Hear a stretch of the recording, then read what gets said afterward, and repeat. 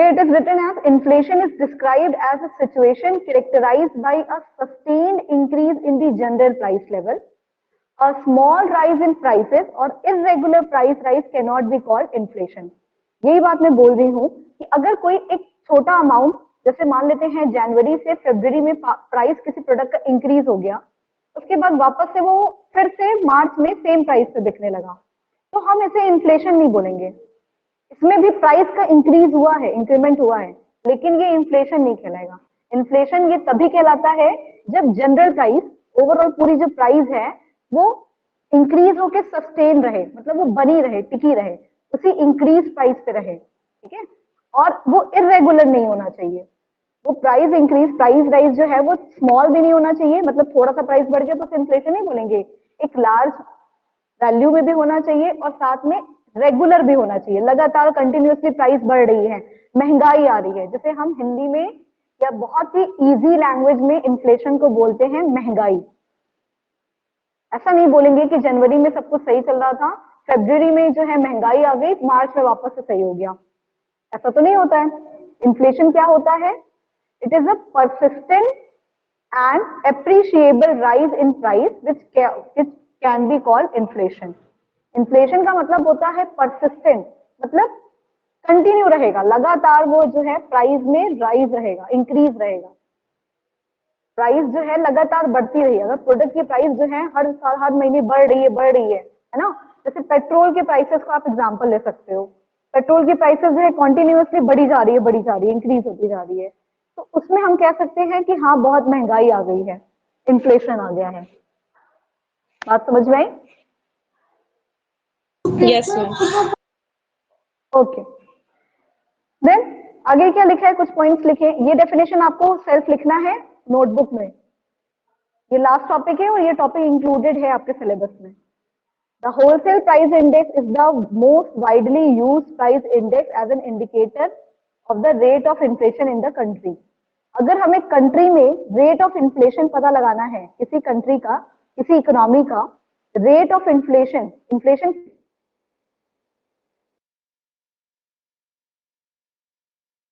Speed बताना है ना, तो हम लोग क्या कैलकुलेट करते हैं?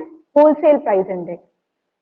हम लोग नहीं कैलकुलेट करेंगे, हम वहां पे होलसेल प्राइस इंडेक्स कैलकुलेट करेंगे, क्योंकि होलसेल बल्क वाली कमोडिटीज की बात हो रही है, जहां पे गुड्स जो है वो बल्क में बिकती हैं।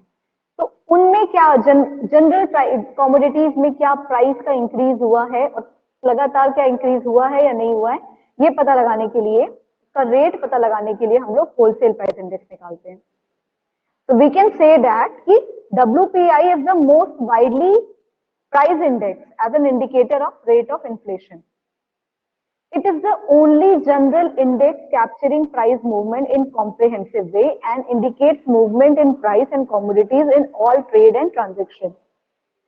यहाँ एक बात किसी के बारे में और लिखी है WPI के बारे में कि ये सिर्फ अकेला जनरल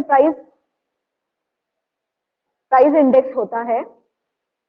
WPI यानी कि होलसेल प्राइस इंडेक्स ही एक ऐसा जनरल प्राइस इंडेक्स होता है जिसमें हम प्राइस के मूवमेंट को कॉम्प्रिहेंसिव वे मतलब सब मिला के टोटलिटी के फॉर्म में पता लगा सकते हैं, ठीक है। ये हमें इंडिकेट करता है movement in price of commodities, हर तरह के ट्रेड या ट्रांजेक्शन में कैसा प्राइस का मूवमेंट हो रहा है, कितना प्राइस बढ़ रहा है, घट रहा है, उसके बारे में हमको होलसेल प्राइस इंडेक्स बताता है। क्लियर? फिर एक लाइन और लिखी है कि wholesale price index is available on a weekly basis with the shortest possible time of 2 weeks. Wholesale price index को हम लोग, उसकी डेटा जो होती है, यानी कि होलसेल प्राइस इंडेक्स हम लोग वीकली बेसिस पे कैलकुलेट कर सकते हैं। इकोनॉमी के अंदर कैलकुलेट होता है, हम लोग नहीं करते हैं। पूरे इकोनॉमी के अंदर जो इकोनॉमिस्ट हैं, जो इनको इन चीजों के बारे में इंफॉर्मेशन चाहिए, यानी कि सरकार को, गवर्नमेंट को, ये पता लगाने के लिए कि कंट्री में कितनी महंगाई आई है, किन चीजों पे हमें कंट्रोल करने की जरूरत है, कैसे हम उस महंगे बढ़ते हुए दामों को रोक सकते हैं, ये सारी चीजें पता लगाने के लिए हम WPI निकालते हैं वीकली बेसिस पे, जो कि वीकली बेसिस पे होती है इंफॉर्मेशन और 2 वीक के गैप पे प्रिंट की जाती है। इंफॉर्मेशन प्रोवाइड की जाती है 2-2 वीक के गैप पे। लैग का मतलब है कि यहाँ पे 2-2 हफ्ते के अंतराल पे हमें इंफॉर्मेशन प्रोवाइड की जाती है, कैलकुलेट वीकली बेसिस पे होती है। इसीलिए due to all these attribute, इन सारी खूबियों की वजह से WPI is the most commonly accepted measure of inflation. Measure of inflation, अगर इन्फ्लेशन के बारे में पता लगाना है आपको, सबसे बेस्ट मेथड कौन सा है? Wholesale price index. Okay, is it clear? यहां तक समझ में आई बात? Yes ma'am. Okay, yes ma'am. Okay, yes ma'am. तो विद दिस टॉपिक आपका इंडेक्स नंबर फाइनली कंप्लीट हुआ यहाँ पे है। हम लोगों ने यहाँ पे 4 simple aggregative, simple average price related,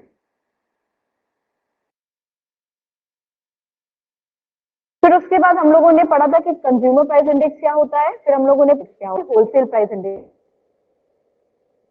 inflation and index number.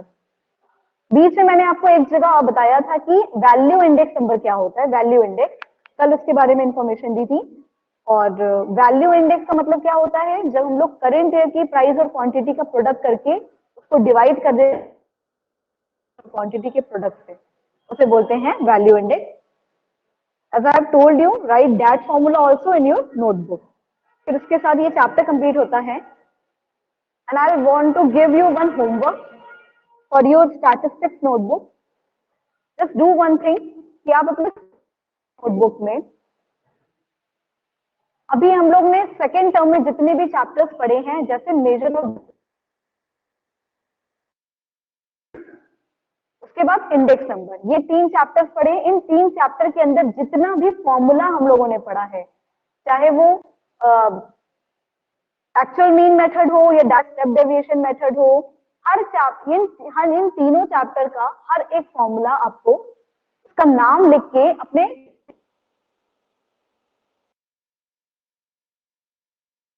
Voice फंस रही है।